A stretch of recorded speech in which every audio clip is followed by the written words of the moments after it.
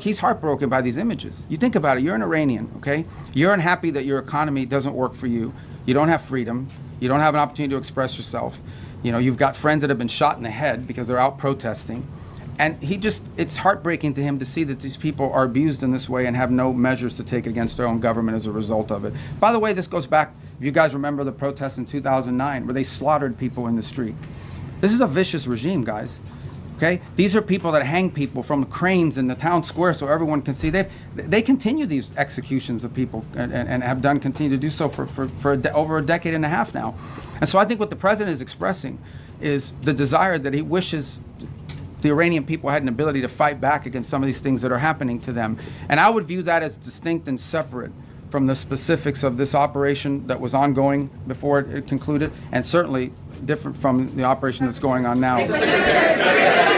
Right there in the... Regarding Colombia, Mr. Secretary... Right behind you, not Colombia, right there. Yes, ma'am. Mr. Secretary, thank you so much. On Lebanon, are we in a ceasefire or less fire? And the second question, do you think you would be able to achieve an agreement between Lebanon and Israel without risking a civil war in Lebanon? What are you doing to risk? What are you doing to? No, I got it. I got the gist of your question. So look, here's the challenge with Lebanon. Okay, there's no problem between the Lebanese government and the Israeli government. Israel doesn't claim any land in Lebanon belongs to them, and by and large, I think a peace deal between Lebanon and Israel is imminently achievable and should be.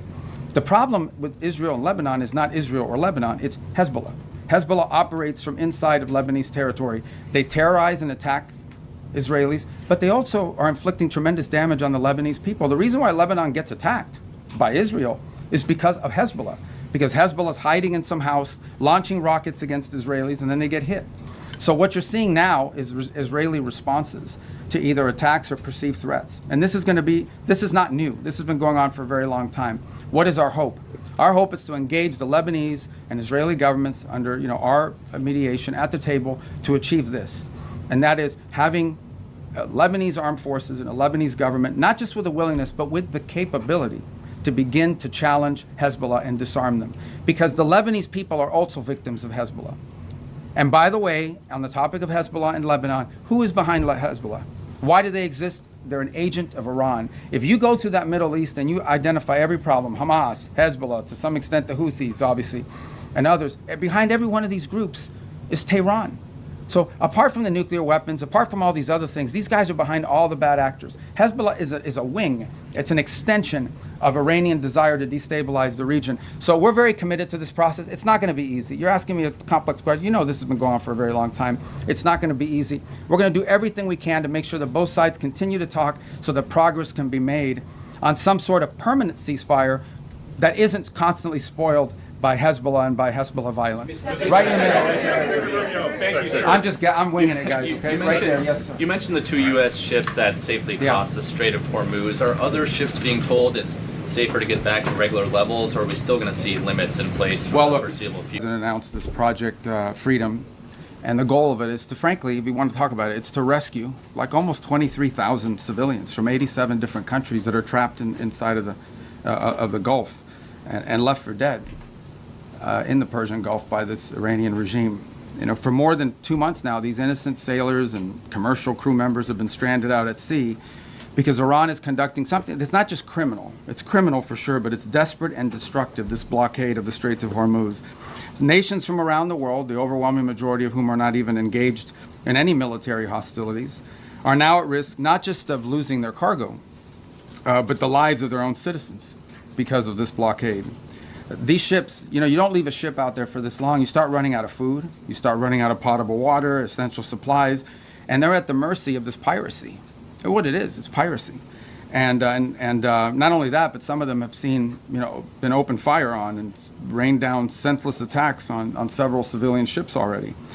So frankly, the way to put it, these are innocent bystanders. These are countries that and ships and so forth that have nothing to do with any of this, and nonetheless are being caught in the middle of it and being held hostage merely because Iran could do that, just as the regime brutally slaughtered tens of thousands of their own citizens for the crime of peaceful protest, because they're unhappy with the quality of life or the lack of quality of life in Iran today. And so they're sitting ducks. They're isolated, they're starving, they're vulnerable. and at least 10 sailors have already died as a result of the civilian sailors. So already many nations privately and some publicly have asked the United States to help free their ships and to restore freedom of navigation in the Straits of Hormuz and this critical artery of global trade. And so President Trump, as he always does, stepped up and answered the calls for their help. And he's directed the United States military to guide these stranded ships to safety, to provide a protective bubble under which they can operate and move product and get themselves out of there and out of the harm's way. And this is the first step towards reopening the strait and bringing this regime's last-ditch act of economic arson, bringing that to a close. We're doing it not only because we were asked, but because we're the only ones who can. We have the power to sort of take the steps that we've taken now. Under this president, under President Trump, the United States will help our friends. We're going to stand up to rogue regimes like the one in Tehran, and we're going to be unashamed to use our power and our abilities to project military power in the service of our national interest above all else. Now, what's really important for you to report and for everyone to understand is this is not an offensive operation. This is a defensive operation. And what that means is very simple. There's no shooting unless we're shot at first. Okay, we're not attacking them. But if they're attacking us or they're attacking a ship, you need to respond to that. You're not going to let some fast boat come up on a ship and shoot it up. We're going to respond to it, and we've been successful at it. I don't know what the exact number is, but I know a number of those fast boats have now been targeted, and will continue to be if they pose a threat to our forces. We'll shoot down drones, we'll shoot down missiles, but it's defensive in nature. This is defensive. So if you hear stories about attacks and launching of firing back and forth, it's not back and forth. We are only responding if attacked first. This is a defensive operation, and that's what's occurring here. Just about the importance of the Straits for a moment. This is approximately a quarter of the world's oil trade, along with significant volumes of fuel and fertilizer that operate through the Straits of Hormuz. The Iranian regime cannot be allowed to dictate who uses this vital waterway. I don't think this is also being reported enough. Maybe you are reporting. I don't read everyone. I don't many damn outlets here. I don't know who you all are, but I mean, I know who some of you are, but I don't know all of you are. But I will say this about it. This is an international waterway. Okay, this is an international waterway. And international law is very clear, and I love it because everybody always talks about international law, and this international law on this is very clear. International waterways, no country can control them. There is no international law that allows you to say, I'm going to put mines in an international body of water, and I'm going to blow up ships that don't listen to us and try to go through. That's what Iran is doing. This is a criminal act, and someone needs to do something about it. Something needs to be done. It's completely illegal, completely illegitimate, and completely unacceptable. And that's why the United States military is guiding stranded commercial ships safely through the strait and is working to restore freedom of navigation and putting an end to these efforts to hold the global economy hostage. So far, as a proof of concept and as a proof of function, 2 U.S. flag merchant ships have successfully transferred the Strait of Hormuz in the first stages of this project, and they're now safely on their way. The U.S. military is deploying the necessary assets to extend this defensive umbrella over commercial shipping. But there should be no mistake. And as I said this already, this is a defensive operation. I want to reiterate that point. This is important to understand. If no shots are fired at these ships and no shots are fired at us, we're not firing shots. But if we're fired on, we will respond, and we will respond with lethal efficiency. The assets supporting this project, by the way, include guided missile destroyers, over 100 land and sea-based aircraft, multi-domain unmanned platforms, and 15,000 of the finest military service members on the planet. These forces have already destroyed, as I told you earlier, I thought it was 6, it's 7 Iranian fast boats that failed to heed our warnings. And by fast boats, we're talking about, some of these things look like Boston whalers. Okay, so these are not like Navy ships. But nonetheless, they come fast at these boats, try to swarm them, try to harm them. We're not going to let that happen. So 7 of them now sit at the bottom of the sea, along with, by the way, the rest of Iran's Navy. That's where you can find their Navy today. And we're going to continue to systematically clear this passageway through the straits to restore freedom of navigation.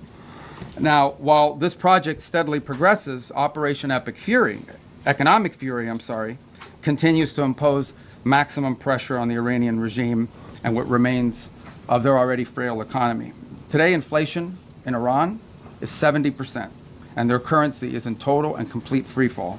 U.S. sanctions enforcement is stepping up. It's moving in lockstep with the naval blockade to degrade Iran's capacity to generate, to move, and repatriate revenue. It directly targets the regime's primary revenue lifelines. The blockade alone is costing Iran as much as $500 million a day in lost revenue. 90% of total Iranian trade has been halted, causing permanent damage to Iran's oil infrastructure as wells are forced to shut in. Again, all of this is in response to their piracy. Okay, it cannot be that you have these straits and they blow up any ship that moves and